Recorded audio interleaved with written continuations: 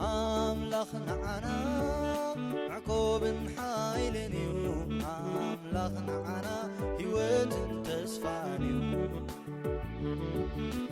أملاخ نعنا سلام حاقسنيو أملاخ نعنا عبي برختيو أملاخنا من الله زودادرو أملاخنا من الله زمساسلو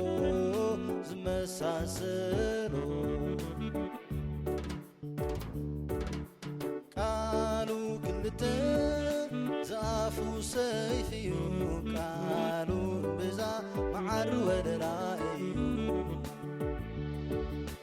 قالوا كل جزي سروي قالاتيو قالوا نعنا عبي مصنانعيو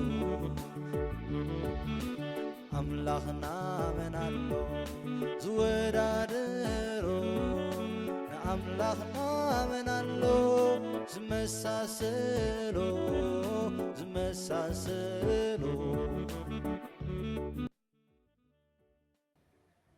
بسم آبن والدن منفس قدسن حد أملاخ أمين أغزي أبير أملاخنا سلهز فتر كانا ناب كرسلنا سلهز سوع كانا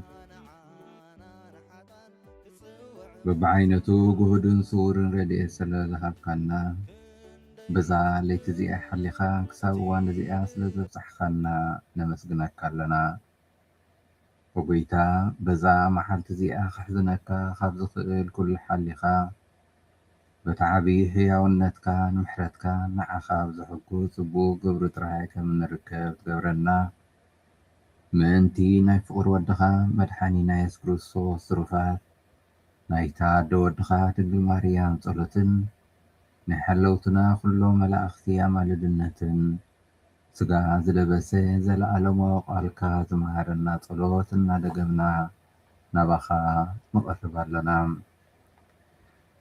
أبونا بسماي تنبر سمكاي مسجن من قصخا تمسا فقاتك بسماي كم زغني كمون أمدري يخون مقبعلتنا لمهبنا زبدلنا كاي يقرب لنا نحناون نزبدلنا يقرأ من نبل أفتنا يتأتونا كاكفو عدحننا كمي منقستن حيلن كبرن زل عالم نتكعي أمين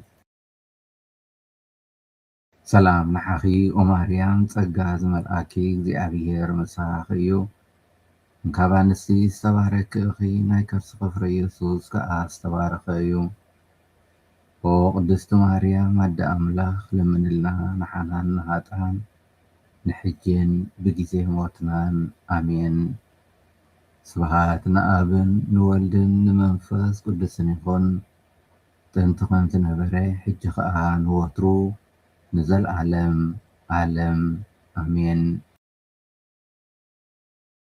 ناي نقهون مشهتن صلوت ملعاق زي أبيهر نماريا مبسرام بحيل منفس قدسوهن صلاسات سلام معاخي وماريام تسقاز ملآكي زي أبيهر مساخيو انكابانستي استبارك أخي نايكر سغفريس كآس تبارخيو وقدست ماريام أدى أملاخ لمن لنا نحنان نهاتان نحجين بكيسي موتنان آمين نيغو أقل زي أبيهر كمتي زبال كالي يخن اللي سلام نحاخي وماريام تسقاز ملآكي زي أبيهر مساخيو انكابانستي استبارك أخي نايكر سغفر يسوس كآس تبارخيو وقدست ماريام أدى أملاخ لمن لنا نحنان نهاتان نحجين بجيسي موتنان آمين قال سقا خوني أباناون حادرين سلام نحاخي وماريام تسقاز ملآكي زي أبيهر مساخيو انكابانستي استبارك أخي نايكر سغفر يسوس كآس تبارخيو وقدس مريم أدى أملاخ لمن لنا نحنا نهاتان نحجين بجزي موتنا آمين. نتي خريستوس تسفونا من انت خنبكع وقدس مريم ولادت أملاخ لمن لنا نلمن وأملاخنا نحنا نتوم بقال ملأكا نسقى خريستوس ودخاذ أمنا زلعلم خبري من انت خنركب أوشت لبنا تسقخا حولنا بحماماتون مسكولون أبناي تنسعي سبهات كبن بتسحت كبرنا خاء بخريستوس بيتانا نلمنكا ألنا سبهات نآبن نولدن نمنفاس قدسن يخون تنتخن زنبري حج خاء نوترو نزل عالم عالم آمين.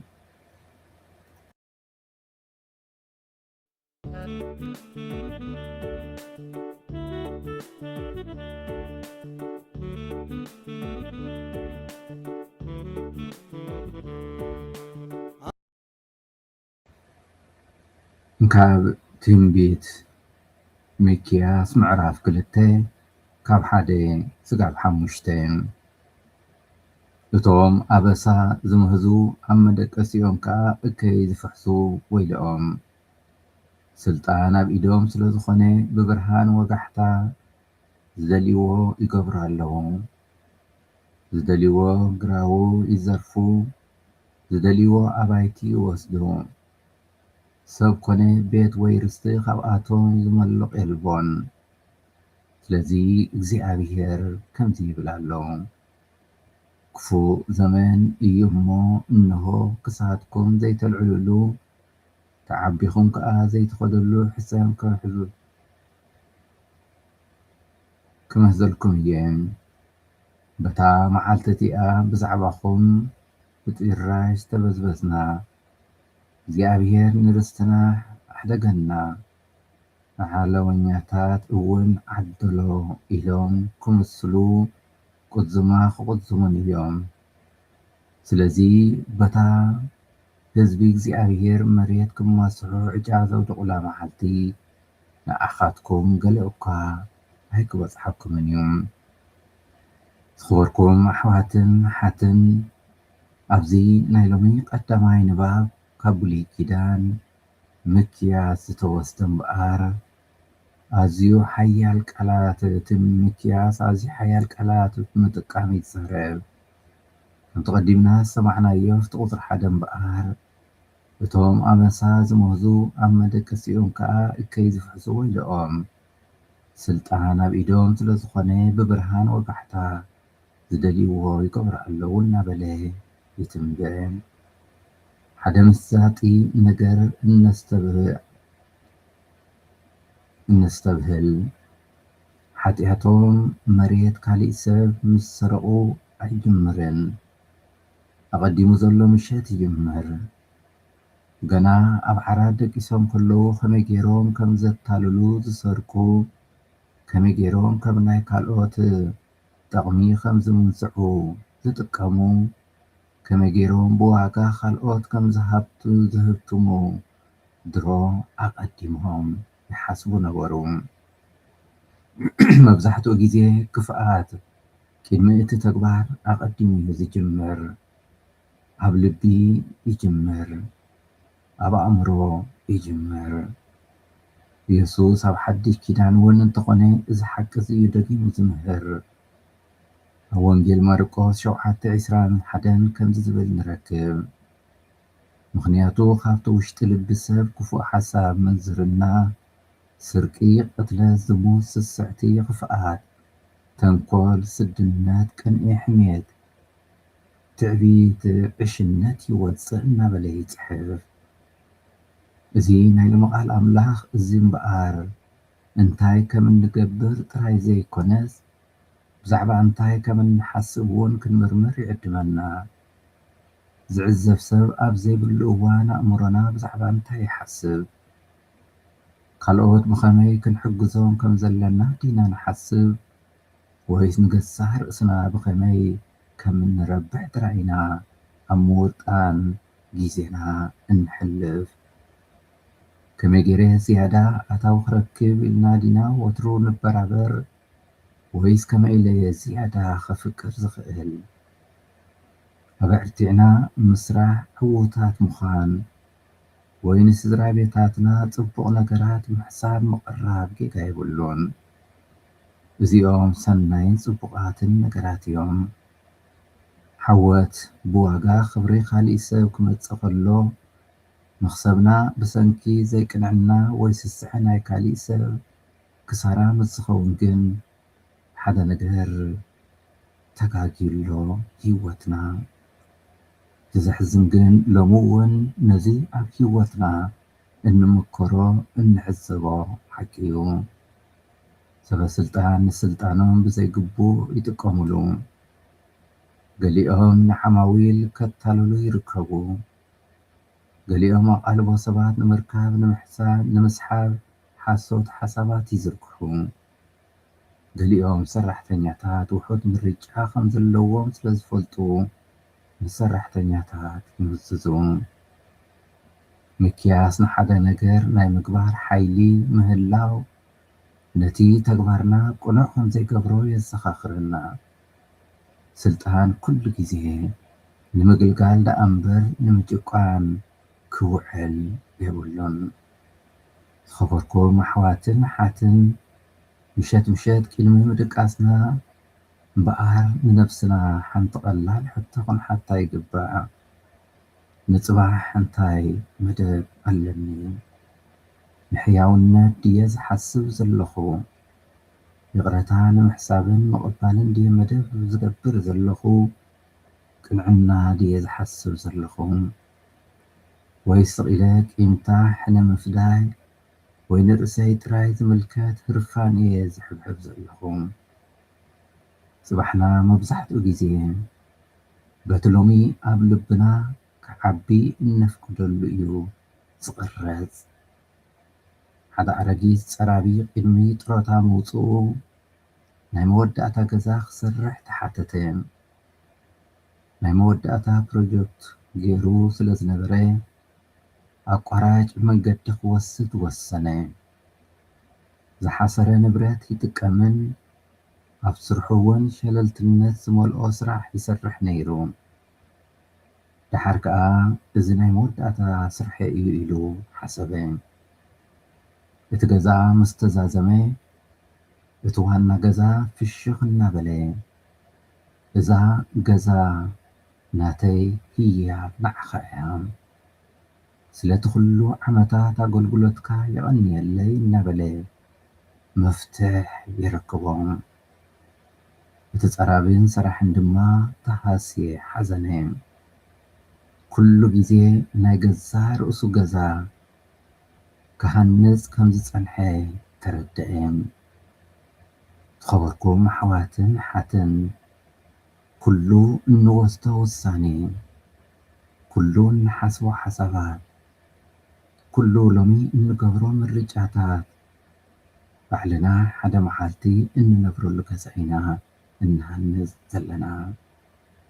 ስለዚ ኩሉቲ ኣብዚ መዓልቲ እዚ ኣብዚ ምድራዊ ጉዕዞና እንገብሮ ሰናይ ነገራት፣ ናይ ፍቕሪ ስራሕ፣ ናይ ሕያውነት ስራሕ፣ ናይ ሰላም ስራሕ ኩሉ ኣብ ቅድሚ እግዚኣብሔር ቅቡል ኮይኑ ጽባሕ እዚ ተግባራት እዚ ኣብ እግዚኣብሔር ከንግሰና እዩ፣ ክብሪ ክህበና እዩ።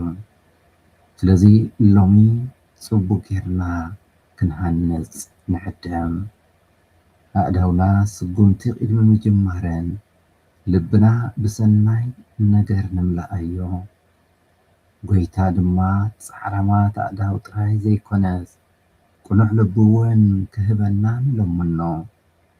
ምክንያቱ ከምቲ ኣቐዲምና ዝበልናዮ ጽቡቕ ሰናይ ህይወት ኩሉ ግዜ ካብ ውሽጢ ንደገ ስለ ዝህነጽ ሎሚ ኣብ ውሽጥና ኣብ ልብና ሰናይ ነገር ንህነጽ። ጌር ከዓ እዚ ጸጋ ዝኽህበና ንለምኖም። ንኽነምልኾ ዝፈጠረና እግዚኣብሔር ምስጋና ይኹን። ኣዴናን መድሓኒትናን ዝኾነ ድንግል ማርያም ወላዲት ኣምላኽ ምስጋና ይኹን። ብፀድሕነትናን ሓይልናን ፀግዕናን ዝኾነ መስቀል ክርስቶስ ምስጋና ይኹን። እግዚኣብሔር ኣምላኽና ናይ ንግሆ ጸሎትና ከም ሕያው መስዋዕት ተቐበለልና። ኣብ ኩሉ ጉዕዞናን ስራሕናን ኣስየነና ሰናይ ዝኾነ ተግባራት ጥራይ እናፈጸምና ከም እንውዕል ግበረልና። ዝተባረኸን ዝተቐደሰን መዓልቲ ግበረልና። ኣማልድነት ኩሎም ቅዱሳን እኖና ቅድስት ድንግል ማርያም ኣይፈለየና። ሰላም ንዓኺ ኦ ማርያም ጸጋ ዝመልአኪ እግዚኣብሔር ምሳኺ እዩ። እንካብ ኣንስቲ ዝተባረኪ ኢኺ ናይ ከርሰ ፍሬ ኢየሱስ ከዓ ዝተባረኸ እዩ። ወቅድስቲ ማርያም ኣደ ኣምላኽ ለምንልና ንዓና ንኃጥኣን ንሕጂን ብጊዜ ሞትናን ኣሜን። ስብሐት ንኣብን ንወልድን ንመንፈስ ቅዱስን ይኹን እንተ ከምቲ ነበረ ሕጂ ከዓ ንወትሩ ንዘለዓለም ዓለም ኣሜን። እግዚአብሔር ስለ ኩሉ ነገር ዝተመስገነ ይኹን። ግረካ አይደለን ጥዒምካዮ ኢኻ ሓይልኻ ኣሚነ ናባኻ እጽጋ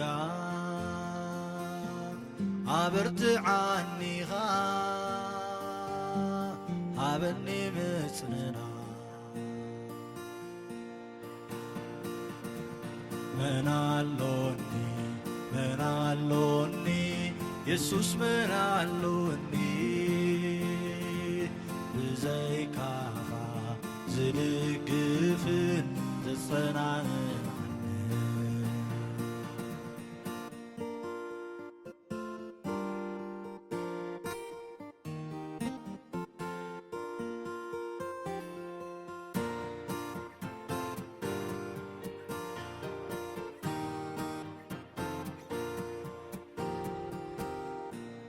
ናይ ነፍሰይ ጽላኢ